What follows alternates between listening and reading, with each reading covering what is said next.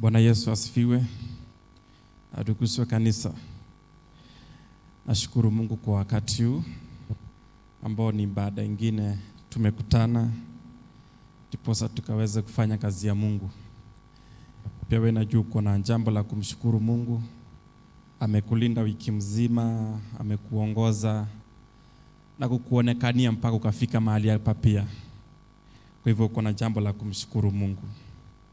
Nataka tuende kwa mafunzo ya leo. Nataka kufunza muda ambao si mrefu. Najua wengi wananitazama, maybe wako nyumbani ama kwa kazi.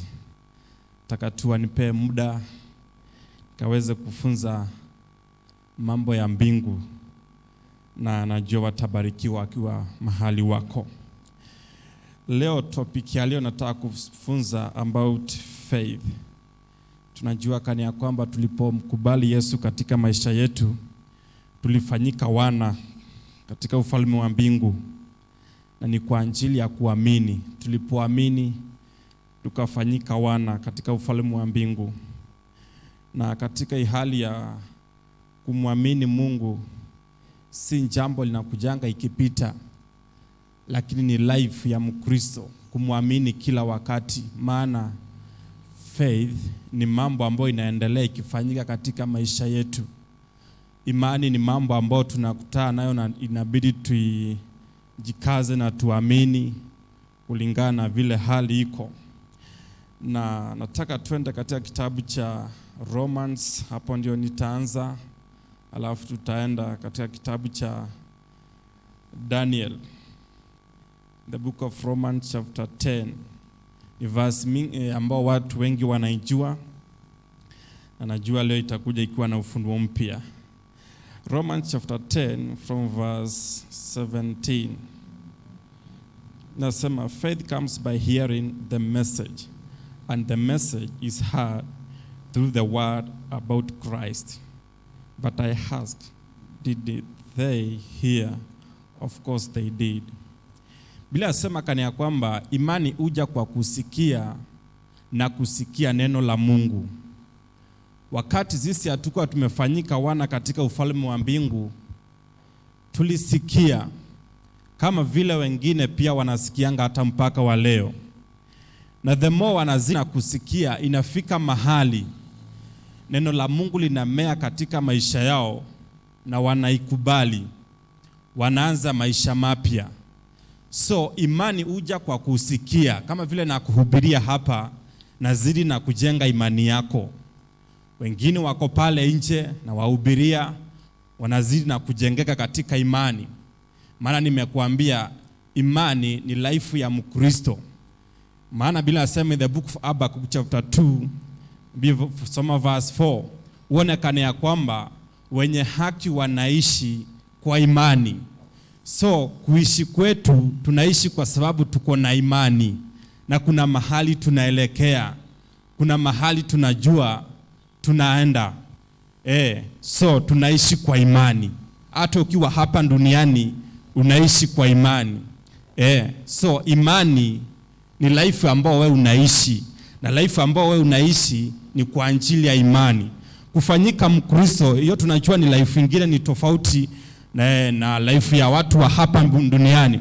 Maana sisi tunaamini kuna Yesu alikuja na akamaliza kazi yake, na sisi tunajiandaa ndiposa mahali hapo na sisi tuwe hapo. So chanzo cha imani ni kuishi na kutambua kana ya kwamba kuna mahali sisi wa Kristo tunaelekea. Na ndio nataka kufunza unstoppable faith. Tunajua kana ya kwamba katika maisha kuna kuanga na mambo ambayo inafanyikanga. Ndio nimesema imani ndio msingi wetu kama wa Kristo. Imani ndio chakula chetu kama wa Kristo. Atukuzwe Bwana Yesu. Wacha nianze kufunza. Wakati tunasema imani huja kwa kusikia na kusikia neno la Mungu, si kusikia mara moja, bali ni kusikia na kusikia tena. Kwa sababu the more unazina kusikia, the more imani yako inazina kujengeka.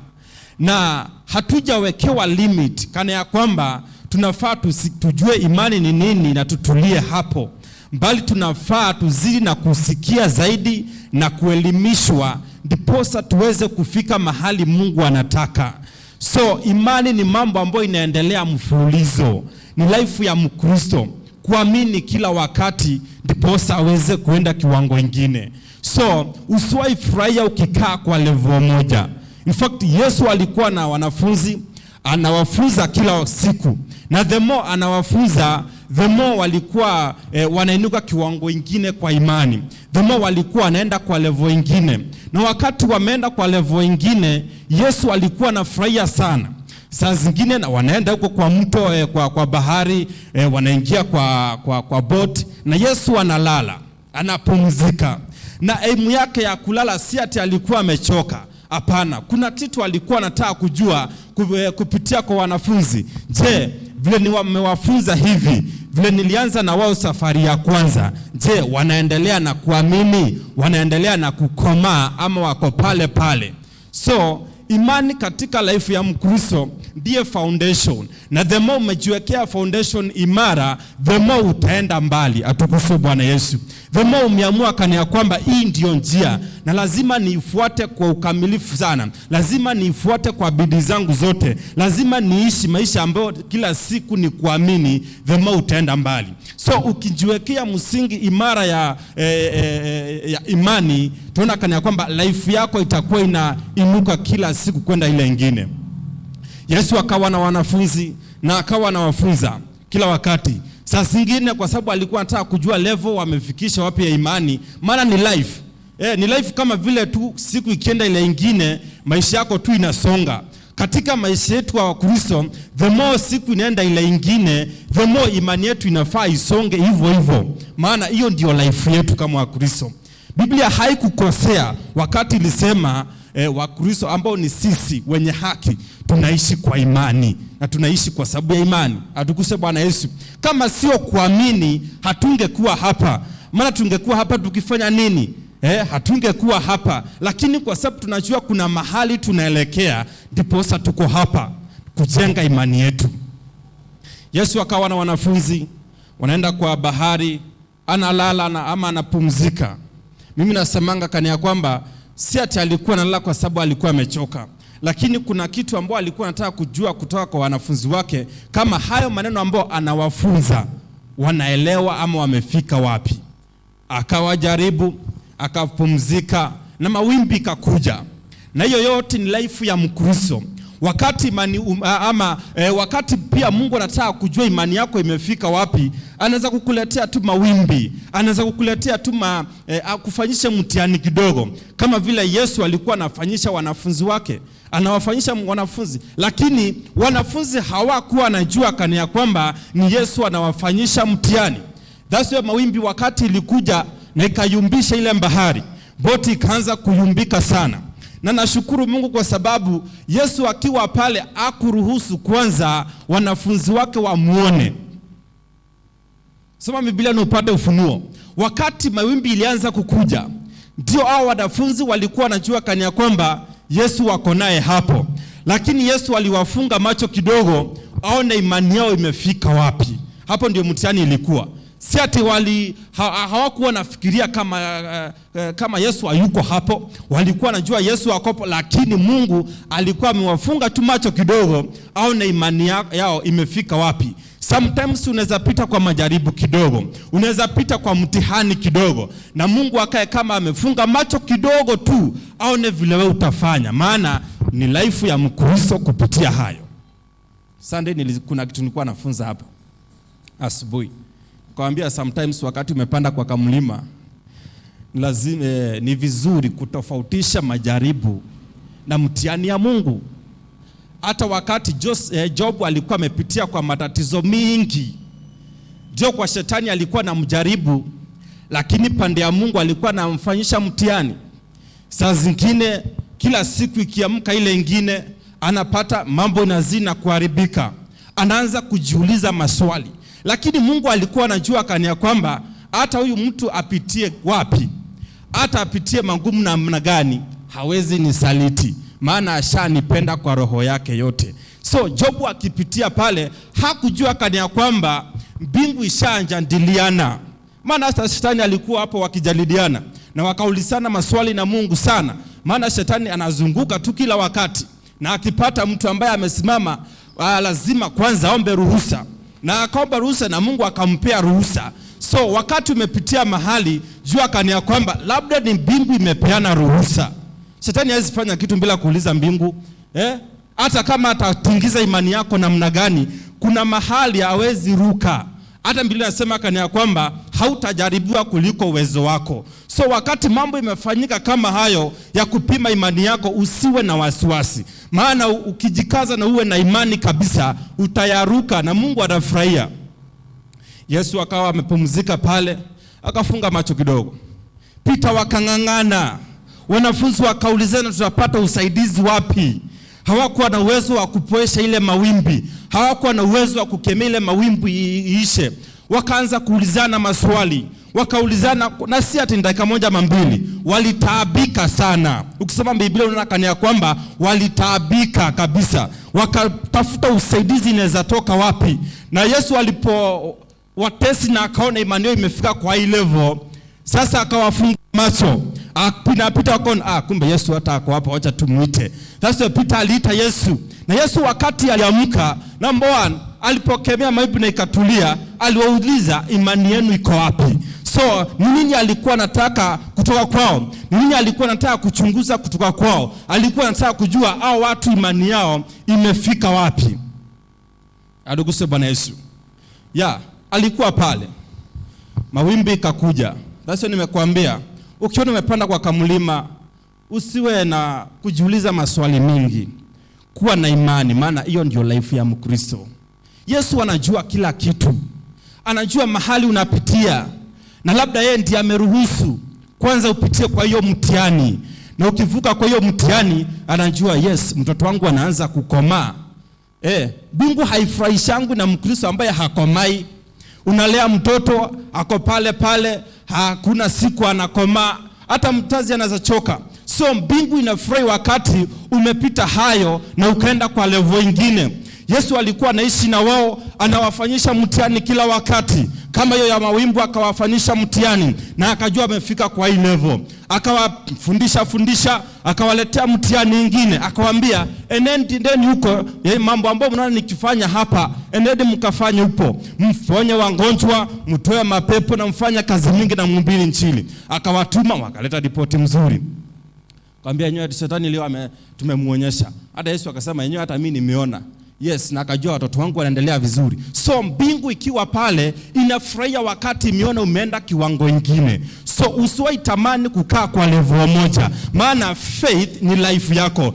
Life yako ni faith. Unaishi kwa sababu ya imani. Na unaishi kwa sababu kuna mali unaelekea. That's why Yesu alituambia in the book of John chapter 10 verse 10. Alikuja ndiposa sisi tuwe na uzima wa milele. So tukiwa na hiyo imani tunajua kania kwamba kuna mahali tunaelekea. Hatuwezi kufa moyo saa hii, hatuwezi ishi maisha ambayo ni iko chini. Hapana, tunajua kania kwamba sisi wa Kristo kuna mahali tunaelekea. Wacha niingie ndipo kidogo. Wakati nasema imani ni life yako, na ukitaka kujua mtu ako kiwango gani ya imani ama amefikia imani yake iko wapi, angalia maisha yenye anakaa. Usimpime na mambo mingi. Kujitolea kwake unaweza ona imani yake imefika wapi. Mtu ambaye anajikaza na anajitolea kikamilifu mbele za Mungu, hata ukichunguza imani yake iko juu. Yesu alikuwa anaishi na disciples na kila siku alikuwa na furahi kwa sababu alikuwa anainuka. Hata saa zingine wakiwaletea mtihani akiona imewashinda, anajua sasa nafaa niwafunze kwa hii level. Watu wamefikia kwa hii kiwango. Na wakati wameenda kiwango kingine, wamevuka hiyo, anafurahia. Na wakati aliona sasa watu naweza nikawaacha, waendeleze Injili. Tunaona kania kwamba alikuwa anajua kania kwamba watu nikiwaachia kazi wataendelesha vizuri. Hakuwa na wasiwasi. Ni vile saa zingine hawakuelewa. Maana saa zingine anasema hata wacha kama mayatima, lakini atawaletea Roho Mtakatifu. Kama angeanza kuambia ni yeye ataingia ndani yao tena, labda wangejanganyika kwa sababu level yao ilikuwa imefika mahali. So wakati Yesu alienda mbinguni, ni yeye tu mwenyewe alirudi. kama Roho Mtakatifu na akaingia ndani yao, na tunaona kana kwamba walipata nguvu mpya. Sasa ikawa Yesu mwenye alikuwa kando, si ati ni wakati alikuwa anawafunza akiwa kando, sasa ameanza kuwafunza akiwa ndani yao.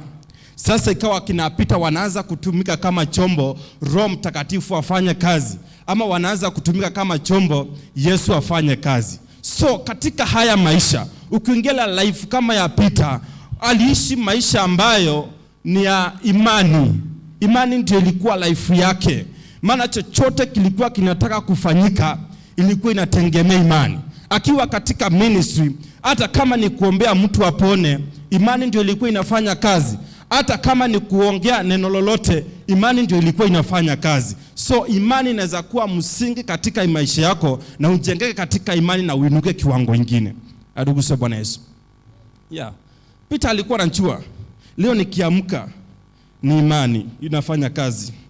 Nikienda wapi, maana hiyo ministry iko ndani yake. Alikuwa anajua nikienda Pandei kwa sababu kuna watu wananingoja. Hapo tu ni imani inafanya kazi. Si ati niamke tu na niongozwe na nguvu za mwili. No. Imani ndio inafanya kazi. Nataka kukupeleka deep ujue kani ya kwamba hata kuishi kwako ni imani. That's why Biblia sema wenye haki wataishi kwa imani. Aduguse Bwana Yesu. Unaishi kwa imani.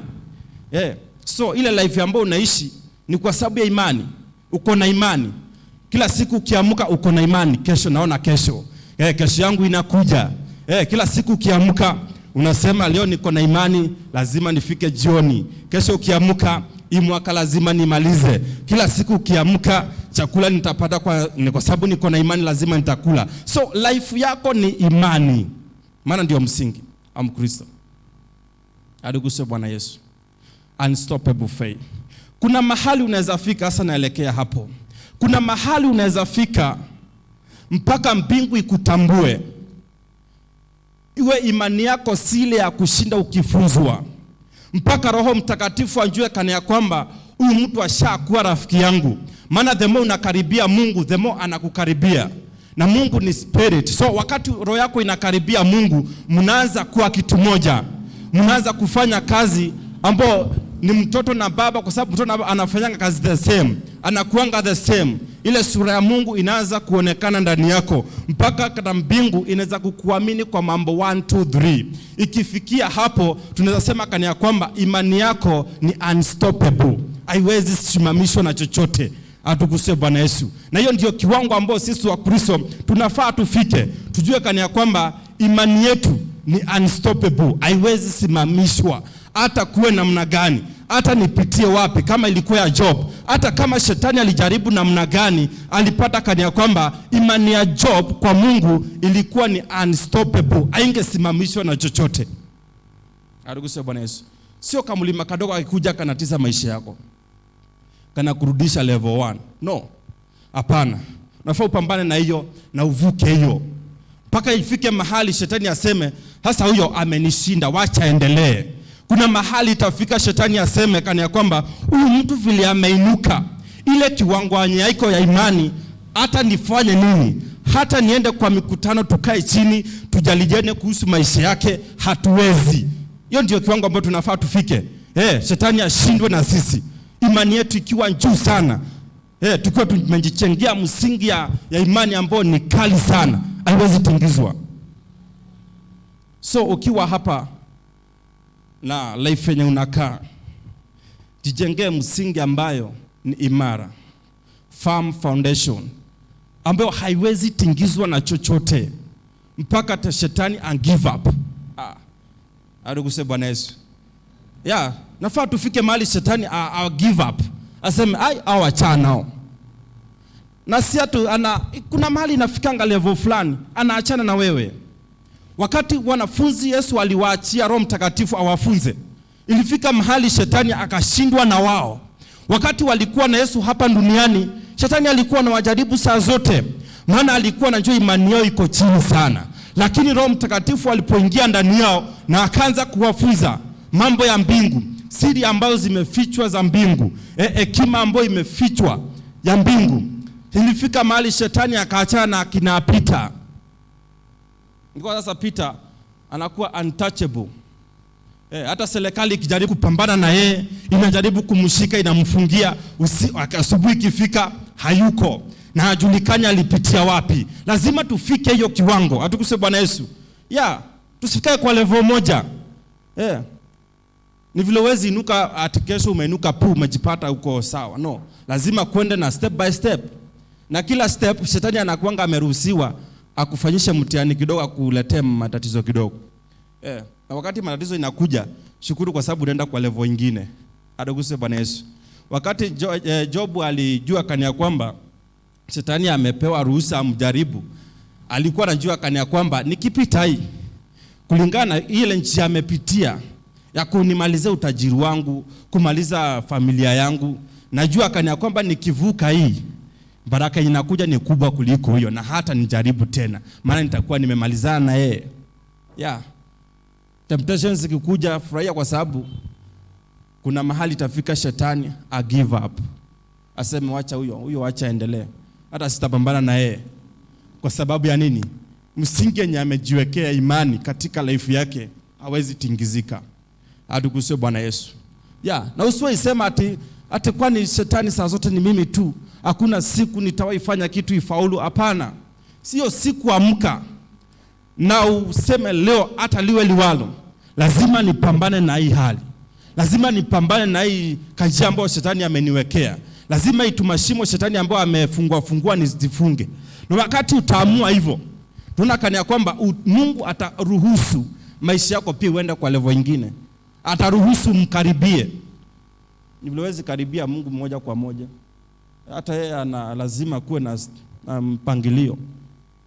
Kama Yesu angekuwa anapenda wanafunzi wake wainuke moja kwa moja, angewafunza miaka 3. Angeshinda akipasumbua na wao. Angewaombea tu pap. Kesho yake wanakuwa na wisdom, wanaanza kujua mambo ya mbingu, lakini alienda step by step. Jaribu linakuja, wanapambana na wanamaliza. Akipata hawajafikia hapo, anawafundisha alafu anawaletea hiyo, wanavuka kiwango kingine. Mpaka ikafika mahali sasa wanakuwa ni watu ambao imani yao ni unstoppable. Serikali kajaribu kuzuia. Acts chapter 2 waliponjazwa na Roho Mtakatifu, chapter 3 na 4 inasema kana kwamba watu walikuwa naongezeka kila siku. Hata shetani ilifika mahali serikali ikashindwa. Maana shetani anaweza tumia serikali kungandamiza Wakristo, kama vile tumeona hii corona vile imetupeleka. Lakini hatu ku give up. Shetani sasa itafika mahali aseme, hata wacha niachane na hii corona kwa sababu hapo Wakristo wako kiwango kingine. Atukuzwe Bwana Yesu. Serikali inajaribu hii. Hiyo wakati wakinapita, akina watu kama Saul wakaingiwa na mapepo, wakaanza kutafuta akinapita wawaue, lakini alikuwa amechelewa kwa sababu hiyo wakati Peter kiwango yenye alikuwa ya imani ilikuwa ya hali ya juu. Alikuwa untouchable. Na imani yake ilikuwa unstoppable kwa sababu hangeisimamisha. Watu walikuwa wanaongezeka kila siku 3000 mpaka serikali ikatingizika. Wanaona kila siku wanafuasi wanaanza kuongezeka. Wanashindwa hii imani ya watu wametoa wapi? Wanajaribu kuwapeleka hivi, wanajaribu kuwatafutia maneno, lakini hawakuweza.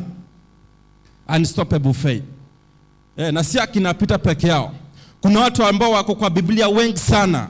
Ndio nimekuambia imani ni life ya Mkristo. Kama unataka kuenda kwa level nyingine kwa haraka, kama unataka Mungu akuinue kwa haraka, ongeza imani na maisha utaona imeanza kufaulu. Ukiongeza imani, maana life ya Mkristo hata apitie wapi inategemea tu imani. Meshaki, Shadraka na Abednego walikuwa tu vijana. Shetani akawajaribu, akawapandisha huku. Wakafika level ya mwisho. Sasa level ya mwisho ndio inakuanga kali sana. Maana kitambo shetani aseme sasa ameachana na wewe, hapo inakuanga umeinuka kiwango kingine ambayo si ya kawaida. Au watu walijijenga na wakajua kania kwamba wanajiwekea misingi ambayo haiwezi tingizika. Ikafika mahali, maana watu wao wakati walikuwa na abudu masanamu. Akina Nebukadneza mfalme, yeye ndiye alikuwa anaongoza watu wa abudu masanamu. Na ikafika mahali ripoti zikafika. Sijui kama ripoti yako itawahi fika mpaka hata kuzimu wakae chini wanjadiliane. vile watakumaliza. Na mtu ambaye anafikia kiwango ambao watu mashetani naweza kaa chini ijadiliane kumhusu yeye, huyo si mtu mdogo. Hata mimi ningefurahi shetani wakikaa huko chini wajadiliane kuhusu maisha yangu, kwa sababu nitakuwa nimenuka kiwango kingine. Wacha kaka kuongopa shetani. Yes, inuka mpaka shetani aitishe kikao, aseme leo tuzungumzie Pastor Alex. Kwa sababu vile tunaona vile anaendelea, atatutingiza sana. Wakati umekaa hivyo kuna watu wanakufikiria. Hiyo ni level nyingine. Na utamani, usiongope tena kinakuja mbele yako. No. Tamani hiyo, kwa sababu wakati unatamani hiyo Mungu anazina kukaribia. Watu wa serikali nakai kuchunguza. Hata wakati Yesu alifikia kiwango sasa ambayo sasa hapo hakuna mchezo. Serikali mpaka ikatisha kikao. Tujane kuhusu mtu. Hata shetani wakakaa chini na mapepo na mashawa wajadiliane na vile kunaendelea. Uzimu wanakaa chini wanakujadiliana. Usijifiche ama usiongope kujadiliwa na shetani. No, wacha akae chini kuongelee. Aitishe mkutano vile imani yako inawatingiza. Hiyo ni kiwango kingine ambacho sisi Wakristo tunafaa tufurahi tukifika hapo. Sio tukae kwa level ya chini. Unaongopa mapepo kwani ndio iko na nguvu kukuliko? Atukuzwe Bwana Yesu. So Shadraka na Meshaki na Abednego wakafika kana kiwango cha kana kwamba serikali inaweza itisha vikao wazungumzie. Hawakuwa hivi. Utapofika ujulikane na serikali, utakuwa mambo mingi ya shetani. Utakuwa hata na wakati serikali inakaa chini ikuchunguze, si serikali inakaa chini. Shetani ndiye mkubwa yao. Wanakaa chini wanajadiliana, huyu mtu utamfanya nini? Ameenda sana. Kwa sababu shetani ataingia kwa watu. Aliingia kwa kina Herode na wengine hapo wakubwa. Wakajua vile Yesu watamfanya. Shadraka na Meshaki wakafikiriwa hivyo. Mpaka ukaitishwa sasa leo lazima tuamue, kwa sababu hii imezidi. Hao watu hawasikii, wanaabudu Mungu kabisa. Tukiwaambia waabudu sanamu hawataki. Sababu hiyo ndio kulikuwa life ya kina Shadraka na Meshaki na Abednego. Wakasema hatuwezi. Hata serikali ifanye nini, hatuwezi inamia Mungu wao. Hatuwezi abudu sanamu. Hatuwezi abudu pesa. Hatuwezi abudu mambo ambayo haifai. Hatuwezi abudu corruption. Na wakaamua lazima tusimame. Kwa sababu ya nini? Imani yao walikuwa wameijenga mahali pazuri. Usijenge imani yako kwa mahali ambapo hata kitu kidogo kikikuja inatingiza tu, inakuangusha. Lazima ujenge msingi ambayo hata shetani akijaribu namna gani hataweza. Shadraka na Meshaki na Abednego wakasema kana kwamba hata liwe liwalo, hata mfalme aitishe mkutano, hata twende kwa uwanja tukaamue, hakuna ambao tutaabudu hapo. Na wakaamua na ikafanyika. Na wakaenda kwa mkutano na Nebukadneza akaitisha watu wote wakuje. Na akapeana sheria moja, wakati tumesema watu wainame, kila mtu anainama. Wakisema kila mtu abudu shetani, wote wanaabudu shetani. Lakini kuna watu wale ambao walikuwa watatu wakasimama na wakasema hata liwe liwalo. Unstoppable faith. Faith ndio msingi wako. Imani ndio msingi wako kama Mkristo. Kama hautakuwa ina imani, hakuna mahali unaenda. Shadraka wakaamua hata liwe liwalo, lazima tusimame. Sisi tunaabudu Mungu wa ukweli, Mungu aliye hai. Na wakati walisimama na wakiwa na confidence, tunaona kana kwamba hata Nebukadneza alishangaa. Anajaribu kuwaletea matatizo, anajaribu kuwaingiza kwa majaribu. Anawaambia kana kwamba mtawatupa kwa moto. Anaona watu wasikii. Anaongeza moto ukali. Anaona watu hata hawasikii. Anajaribu kila njia, anaona watu hawasikii. Dakika ya mwisho akaamua, kwa sababu hawasikii, wanafikia kama anacheza, basi wacha niwatupe kwa moto. Na nashukuru Mungu kwa sababu walipotupwa hapo, Mungu alikuwa pamoja na wao. Wakati Mungu anakudhamini na unakuwa ambasada wake hapa, hata liwe liwalo, hata shetani ajaribu namna gani, jua kani ya kwamba Yesu ako pamoja na wewe. Najua wakati umepita kwa majaribu, wazo ambao inakujanga ya kwanza, mbona Mungu ni kama ameniacha? Si wewe wa kwanza. Hata Yesu alifika hapo, akaanza kuona mbona Mungu ameniacha? Mbona napitia hii sasa hii ngumu hivi? Mbona Mungu ameniacha? So usifikire kama ni wewe wa kwanza. Na yako ni kidogo sana kuliko ya Yesu. Yako ni kidogo sana kuliko ya Meshaka na Shadraka na Abednego. Maana hapo ilikuwa ni kifo, wanaona mbele kifo.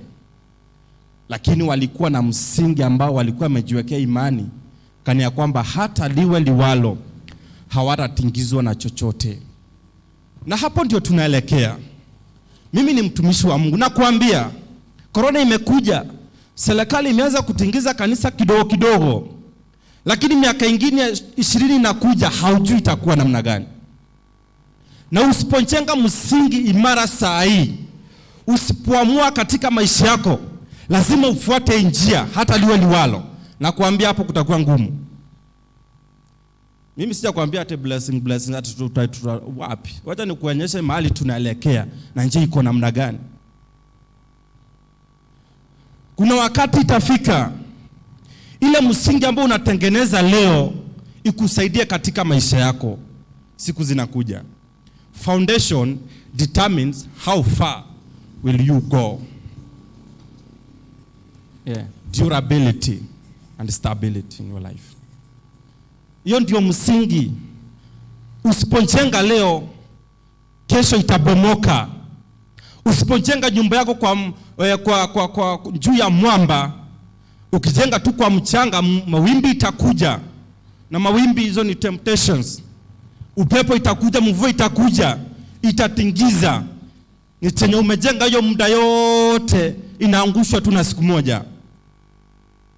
Lakini wakati umejengea maisha ambayo imejengwa katika mwamba ama kwa mawe ngumu, hata mawimbi kuje namna gani halitakutingiza.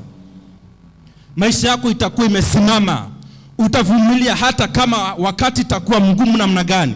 Utavumilia yote, maana Yesu atakuwa na wewe. Lakini hakuna haja uishi kwa muda mrefu nyumba yako tu umejenga kwa mchanga, juu ya mchanga, na wakati mawe na mvua inakuja na mawimbi inaanguka tu. Tena bila sema kana kwamba kuharibika kwa ama kuanguka kwa hiyo nyumba kunaanguka hata ni kama aibu. Sasa unapatanga ministry zingine zinaanguka mpaka zinaisha na zinafutika kwa vitabu. Kwa sababu misingi yake ilikuwa imejengwa tu hivi hivi. So, life yako injenge kwa msingi ambao inafaa. Imani yako unafaa ufike mahali useme imani yangu ama life yangu ni unstoppable.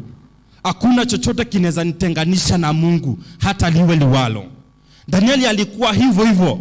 Na ikafika mahali serikali ikanjadiliana kuhusu maisha yake. Ndio nimesema wakati imefika hapo, ama wakati serikali inafika mahali inaanza kujadiliana kuhusu kanisa, jua kana tuko kwa level nyingine. Jua kana ya kwamba revival imeanza kupenya kidogo kidogo. Wakati unaanza kuona mikutano inapangwa, wakati unaona wachawi wameanza kupanga mambo tu ya kupigana tu, jua kana ya kwamba revival inaanza kukuja na kwa kiwango kingine. So usizoe kukaa level moja kama Mkristo. Yeah. Sio kusemanga kina fulani walikuwa waniongelelea.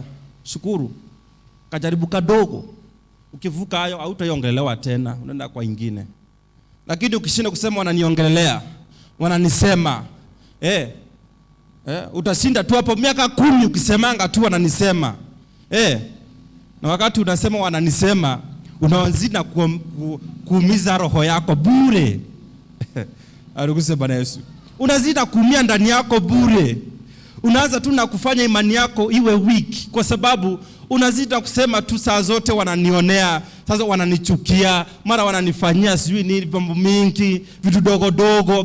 Toka kwa hiyo level na useme sasa kuanzia leo mimi lazima niende kiwango kingine. Paka shetani aseme sasa wewe maisha yako sasa naona hatutawezana, wewe endelea. Na hiyo mimi napenda hiyo. Ndio hata majibu ndogo dogo iondoke. tuende kwa level ingine. Kanisa inuke kwa level ingine. Watu waende kwa level ingine. Daniel ikafika mahali wakaanza kusema huyu mtu imani yake ni unstoppable. So wacha tumjaribu ya mwisho. Ile ya mwisho ndio napenda. Ile ya mwisho. Wakasema sasa wacha tumjaribu kwa sababu ametusumbua sana. Imani yake haiwezi tingizika. So njia rahisi ni tumtupe pale kwa masimba ya kuliwe. Wow. Na wakati alitupwa hapo, tunaona kani kwamba maana Daniel alikuwa anaishi kwa imani. Imani ilifanya kazi. Faith is your shield. Sometimes nategemea umepitia kwa njia gani. So faith can stop unstoppable destruction. Uharibifu yenye ingefanyika kwa Daniel, imani ndio ilizuia hiyo. So faith is your shield, ni ngao yako inakuzuia.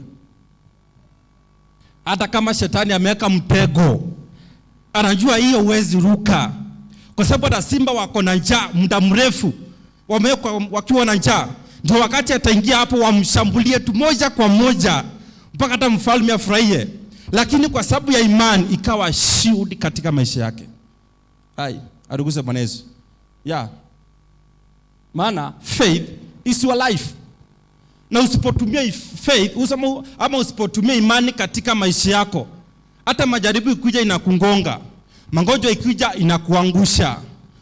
Danieli wakati alitupwa kwa masimba, kama sio imani ambayo alikuwa nayo, masimba ingemkula. So faith can stop unstoppable. Hata kama inaonekana haiwezi zuilika, imani inaweza simamisha hiyo. Sijui kama mnanishika. Sijui kama mnanielewa. Wakati umeona umefika kwa kamlima na umeona shetani amekuwekea mitego, imani hapo ndio inakuokoa. So imani ni life yako. That's why nasema imani ni life yako. Na imani ndio kila kitu. Imani inaweza kukuprotect, inaweza kukupea chakula, na inaweza kuishi maisha mazuri. So faith is your life. Ama mshiki. Wow. Faith is your life. Imani ndio life yako. Ukitaka kwenda Amerika, imani ndio itafanya kazi. Ukitaka kupeleka ngari, imani ndio inafanya kazi. Ukitaka kupita mtihani, imani ndio inafanya kazi. Ukitaka kuishi maisha mazuri, imani ndio itafanya kazi. Ukitaka usipatwe na magonjwa, imani ndio itafanya kazi. So faith is your life. Umenielewa? Umeshika kitu. Nikimalizia, hii message lazima niendelee siku nyingine. Wakati unaishi hapa duniani, kwa mawazo yako, kwa kila step ambayo unachukua, jua kani ya kwamba imani inakuzuia kila wakati. Hatua kwa hatua imani inafanya kazi. Hata ukitoka hapa kuelekea nyumbani, imani ndio inakulinda. Kama vile imani ililinda Daniel, inakulinda the same evil. Kama imani vile inafanya kazi kwa watu wengine ambao wameinuka, jua kani ya kwamba inafanya kazi hivyo hivyo. So lazima ujiwekee msingi ambao inafaa, msingi imara ya Ukristo ndio uweze kufaulu. Yesu aliishi kwa imani. Yesu aliishi, hata akaambia shetani, mtu hawezi ishi kwa chakula peke yake. Na hii mambo unaona huku hapana, lakini utaishi kwa imani. Maana imani ni neno ambalo Mungu ametamka. So wakati unatumia imani, unaishi kama Mkristo. The just shall live by faith. Tunaishi kwa imani. Ukisoma in the book of Habakkuk chapter 2 verse 4, verse 3, ona kani ya kwamba anasema write that vision ambayo uko nayo, mimi nasema kwa roho yako. Maana wakati umeiandika kwa roho yako, na ujue kani ya kwamba, na uwe na imani, hiyo vision ambayo umeandika kuna siku itafika na itatimia tu. Hata mjasema hapo chini, hata kama itachukua muda, kuna siku itafika ile vision ambayo uliandika kwa roho yako. Maana imani iko, unaamini kana kwamba chenye nimeandika itatimia, hata kama itakaa muda mrefu ama itachukua muda gani. Muda usijalishe na muda, maana wakati umeandika na itatimia hapa duniani, haitatimia mbinguni. Chenye umeandika kwa roho yako ambao unataka ifanyike hapa duniani itatimia. So sisi wa Kristo tunaishi kwa imani, maana imani ndio life yetu. So ile vision ambayo uko nayo, hata kama unaona imekaa 10 years haifiki, just have faith in God. Kuwa na imani hata liwe liwalo, kuwa na imani. Abrahamu alikuwa hivyo, anangojea mtoto kwa muda mrefu, na inafika mahali anaona muda wa kupata mtoto ushapita, lakini imani hakuacha, alizidi na kuamini tu. So wakati aliona muda imeshapita, siku zimeshapita, sasa chenye kilifanya kazi hapo ni imani. Sasa imani ndio ilichukulia life yake. Kwa sasa anatembea tu kwa imani. Imani ndio msingi sasa. Kwa sababu nikijaribu kuangalia mwili, mambo ishapita. Nikiangalia Sara mke wangu, mambo ishapita. Sasa tukianza kufuata mambo ya dunia hatusaidiki. Lakini kwa sababu kuna vision ambayo alikuwa ameandika mahali, na ambao alikuwa ameangana na Mungu, maana vision lazima Mungu akuongeleshe ndio uweze kuandika. So wakati Mungu alimuongelesha, hata kama muda ilikuwa imepita, alijua kania kwamba itatimia, maana anaishi kwa imani. Aduguse Bwana Yesu. Unstoppable faith. Wakati muda ilipita, sasa sio ile imani ya kawaida tu. Ilifika mahali sasa akajua sasa kuishi kwangu sasa, maana nishaandika mahali ni imani ifanye kazi. Maana hata nisipoweka imani, hata nikienda kwa wanganga, hata nikienda wapi wanifanye sio nipate mtoto, hakuna, kwa sababu hiyo ishapita. So imani ikafanya kazi katika maisha ya Abraham na akapata mtoto. So imani yako ni life yako. Na kama Abraham hangeishi kwa imani, sasa labda Isaka hangepatikana. Lakini kwa sababu alikuwa anajua kania kwamba imani ndio msingi yake, na imani ndio life yake, that's why alipata mtoto. Hata kama alikuwa na miaka 100, hata kama alikuwa na miaka ngapi, imani haitengemei muda ama nini. Imani lazima ifanye kazi, kwa sababu tunaishi kwa imani. Na tunaenda mbinguni kwa imani. Hatuko na uzima wa milele kwa imani. Na hatuna shaka. Na hatuna shaka, na hatutingizwi na chochote. So imani ndio msingi ya Mkristo. Kuishi kwa Mkristo ni imani. Kutembea kwa Mkristo mahali popote ni imani. Kukula kwa Mkristo ni imani. Kufanya biashara na ainuke kiwango ingine, imani ndio inafanya kazi. Yes. Yesu ati yako anaishi hapa hivi hivi tu. Peter hakuishi hata hivi hivi tu na wale wengine. Daniel hakuishi hivi hivi tu. Kama sio imani ilikuwa shuhudi katika maisha yake, Daniel angekuliwa na simba. Lakini ilikuwa ngao katika maisha yake. So faith is a weapon. The book of Ephesians chapter 6 kuanzia verse 10. Silaha za ambao sisi wako tunafaa tuvae. Kuna faith ambao is our shield. So faith inakulinda, imani yako inakulinda. So kama unataka uwekewe ulinzi kwa wingi, ongeza imani yako. Aduguse Bwana Yesu. Another revelation. Ufunuo nikimalizia. Ufunuo ya mshahara kukupea ufunuo. Wakati umeinuka kiwango ingine ya imani, the more unakuwa protected. Si kama hiyo mshaelewa. Wakati umeenda kiwango ingine, leo nafunza, the more unakuwa protected. Mungu anakuwekea ulinzi. Hata kama ulikuwa na malaika 2, anakuongeza wanakuwa 4. Ukiinuka tena wanakuwa 6. Ukiinuka tena wanakuwa 10. Unapata hata huyu mtu akitembea wapi, kwa sababu ako protected, hata mapepo ya hiyo area wanajua kuna mtu amekuja. Situfike hiyo kiwango. Wakati Peter alikuwa anatembea mahali akipita hivyo, kwa sababu alikuwa protected. Hata wakati amepitia wapi, watu hiyo area wanajua kuna mtu amepita. Mashetani najua kuna mtu amepita. Wale wagonjwa wanajua kuna mtu anapita hapa. So ilikuwa inafika mahali, kwa sababu Peter alikuwa protected, hata saa zingine hakuwa anafikia watu awekelee mikono. Nataka kuonyesha protection ya kiroho vile inafanyanga kazi. Hata si lazima ukaribie mtu. Maana wakati umeanza kuwekewa ulinzi na Mungu, na ulinzi number 1, hata kama malaika wako, kuna kitu nasemanga, uko na anointing, upako. Kwa sababu uko na mafuta inakuprotect. Na mafuta itaongezeka wakati umeinua imani yako. Kuna mambo ambayo haiwezi fanyika kama imani haijainuka. Hata ukipita wapi, watu wanajua kuna mtu amepita. Wakati Peter walikuwa wanajua Peter atapitia hapa, walikuwa naweka wagonjwa kwa barabara. Hata kukuonyesha vile unaweza kuwa na upako kiasi ya kwamba hata shetani akijaribu kukurushia mishale namna gani haiwezi kufikia, kwa sababu uko na upako. Na upako inakuanga number 1, protection number 1 ni upako. Ukitafuta upako kwa sababu uko na imani, hakuna chochote kitakunguza.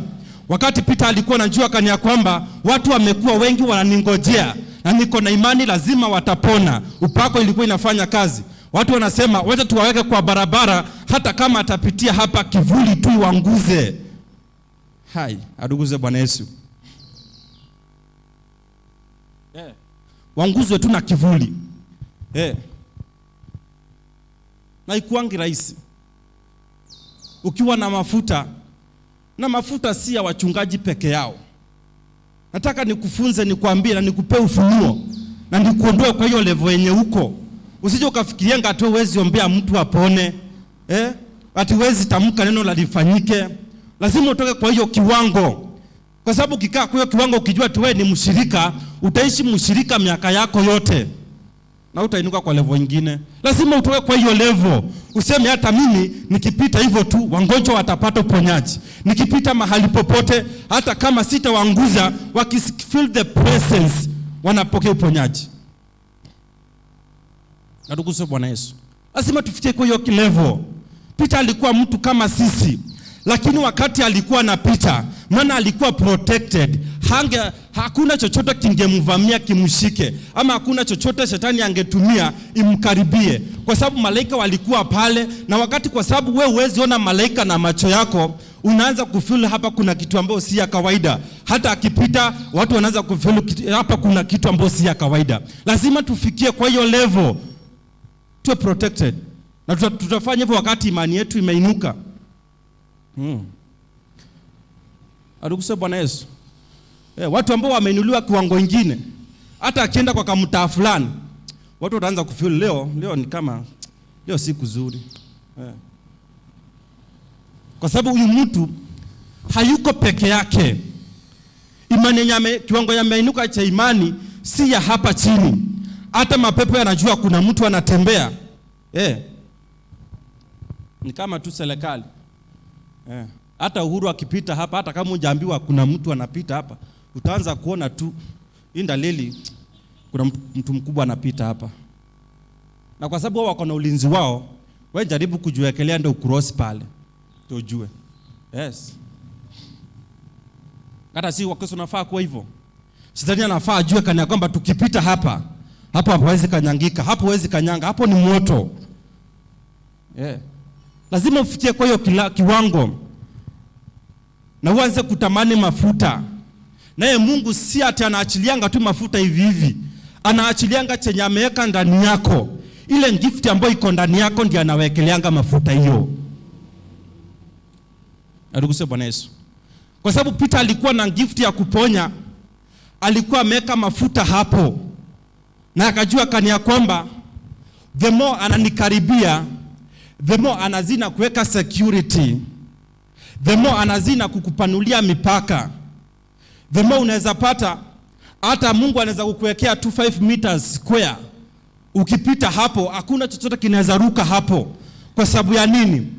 Anakutambua na kuna kitu ameweka ndani yako. na kwa sababu ushamkaribia, imani yako iko sawa na Mungu. Lazima tufike kwa hiyo level ndogo ndogo tuachane nazo, hazitusaidii na hakuna mali zitapeleka. Wakati Yesu alikuwa na Peter alikuwa anamkana Yesu live, kwa sababu kuna kitu Yesu hakuwa ameweka ndani yake. Lakini wakati Roho Mtakatifu aliingia ndani yake na akapata mafuta, na zile gifts ambazo alikuwa ameachilia ndani yake, akamimina mafuta pale, hizo gifts zilikuwa zinafanya kazi. So Peter alikuwa anatumika kama chombo, Mungu afanye kazi kupitia kwa zile gifts. Na kwa sababu anointing yake ilikuwa juu, hata kama amepita hapa, kivuli hiki kiushika tu unapona. Kwa sababu alikuwa ameinuka kiwango kingine. Hakuwa yule mwanafunzi.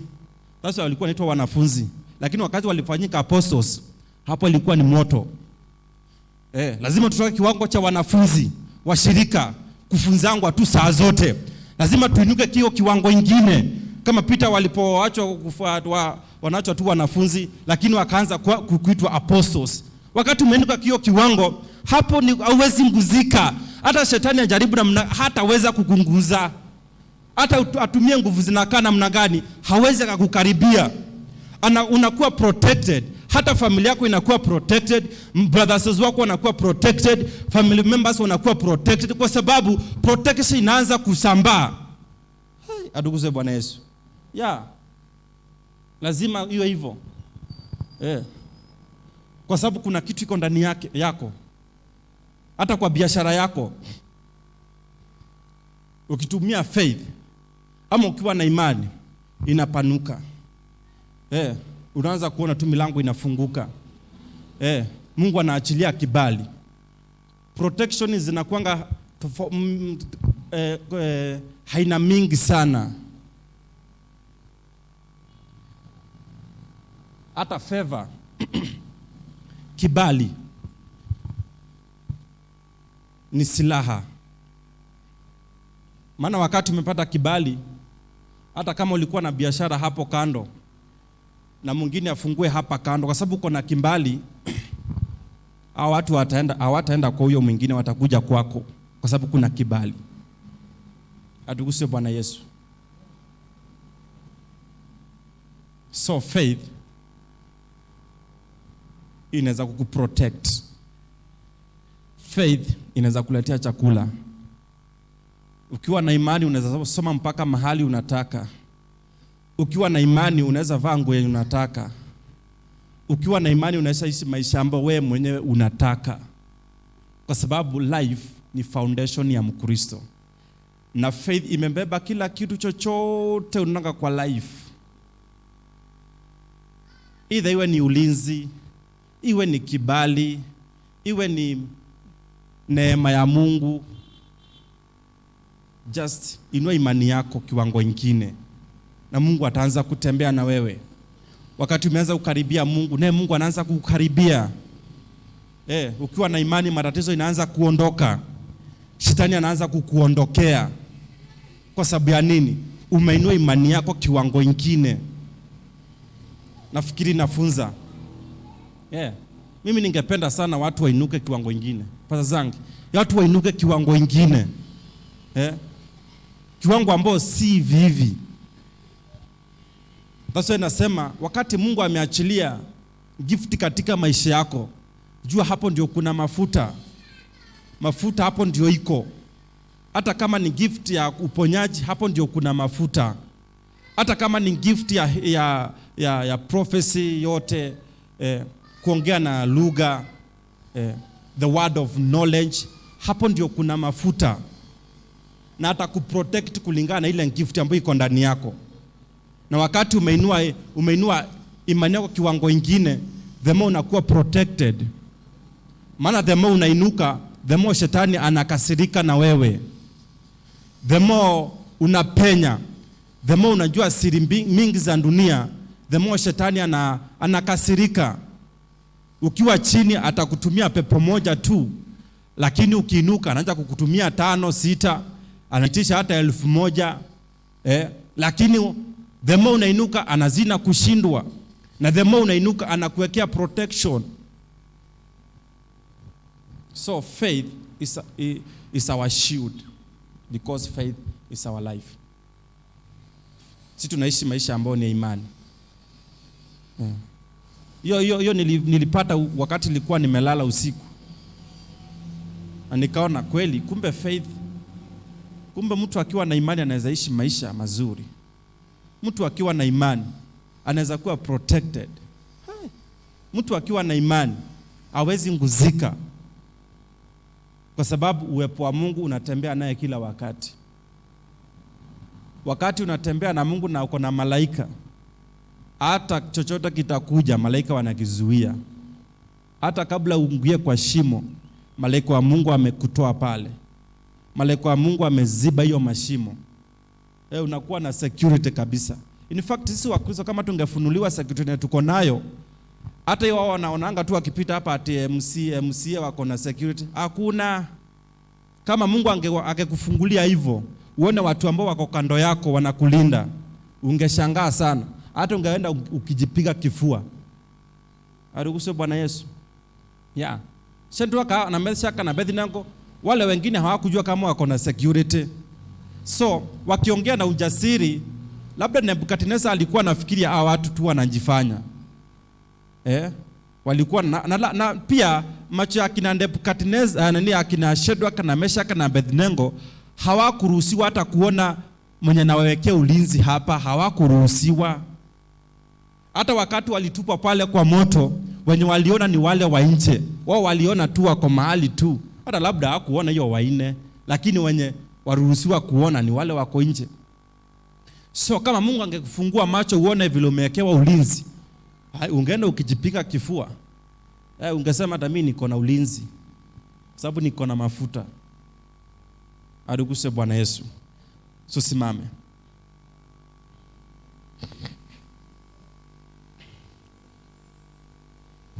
Katika maisha yako, maybe kuna watu unajua wako nyumbani wanapitia kwa hali ngumu sana.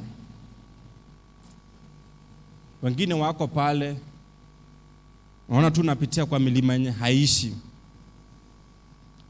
Nataka nikuambie, inua imani yako.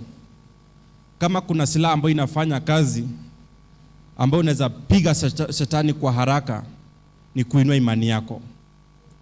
Wengi wako pale wamefungiwa milango, matatizo ni mingi.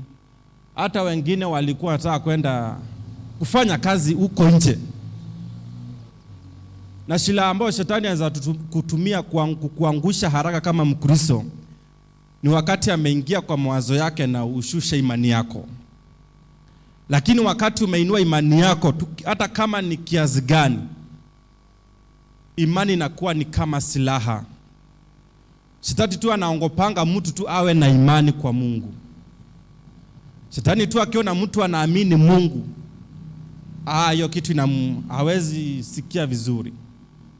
Kwa hivyo ile tatizo ambao uko nayo, ile kamlango ambao unaona shetani ni kama amekafunga, silaha ambao unaweza tumia kwa saa hii ni kuamini Mungu. Na useme hata liwe liwalo, Mungu atanishindania. Mimi nakwambia kana kwamba ukitamka hayo maneno, shetani anajiondoa.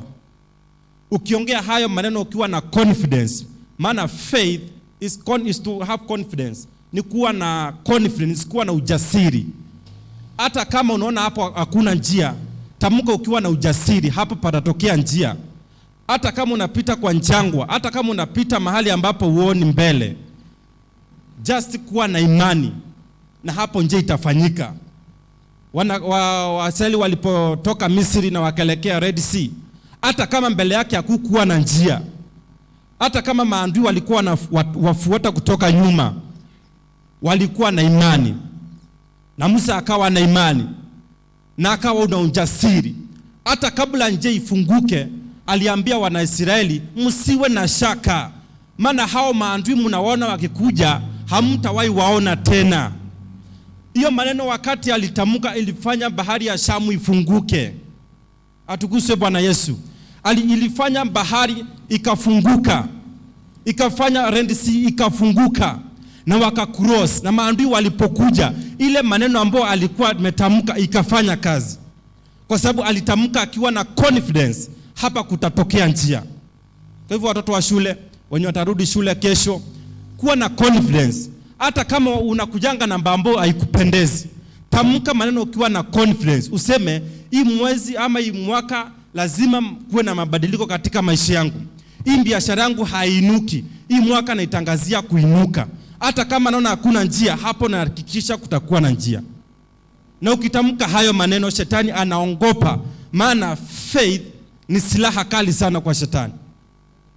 Shetani atakangi mtu ambaye ako na imani, lakini akiona tu umeinua imani kidogo, sasa hapo umemmaliza. Akiona tu umeinua tu imani kidogo, akiona tu unataka tu kwenda kwa level nyingine, hapo hawezai na wewe. Kwa sababu ya nini? Imani inakuwa ni kama silaha kali sana kwa Mkristo.